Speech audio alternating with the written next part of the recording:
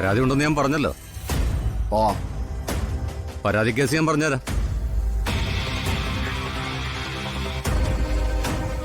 ഇവര് വീട്ടിൽ താമസിക്കുന്നതേ ഇവരുടെ കുഞ്ഞിനോടൊന്ന് കൊണ്ടാൻ വേണ്ടി മാത്രമാ.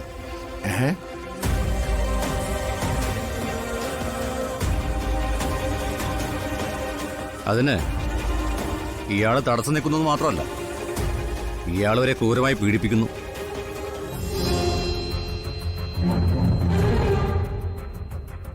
വകുപ്പ് സ്ത്രീത്വത്തെ അപമാനിക്കില്ല, ഗാർഹിക പീഡനം. അയ്യോ സാറേ, ഇതൊക്കെ ദേ ഇവള് വെറുതെ പറയുന്നതാ. ഇവിടെ അങ്ങനെയൊന്നും നടന്നിട്ടേ ഇല്ല. നടന്നിട്ടുണ്ട്, എന്നെ തല്ലിയിട്ടുണ്ട് സർ.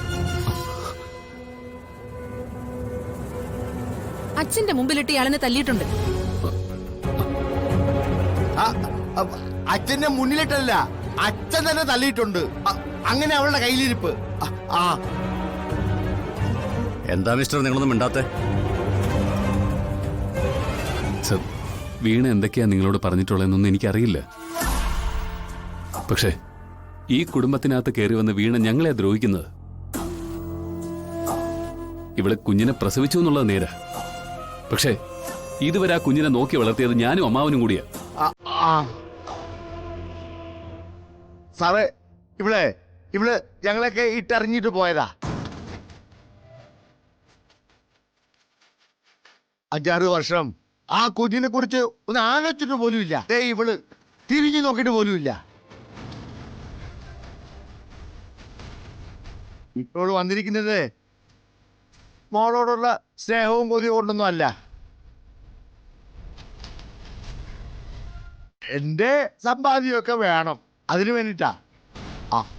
അതെന്തായാലും ഞാൻ കൊടുക്കൂല സാറേ. അതെ, ഇവനും പിന്നെ ആ കുഞ്ഞിനും വേണ്ടിയിട്ടുള്ളതാ. അല്ലാതെ ഇവളുടെ നേരത്തൊന്നും ആരും കയ്യൊന്നും വെച്ചിട്ടില്ല. മോളെ വിളിച്ചൊന്ന് ചോദിച്ചു നോക്ക് സാറേ. അവള് കണ്ട കാര്യം കണ്ടതുപോലെ പറയല്ലോ. വിളിക്ക്, ഞാൻ വിളിക്കാം. അല്ലെ വേണ്ട, നീ തന്നെ വിളിക്ക്. കല്യാണി, കല്യാണി.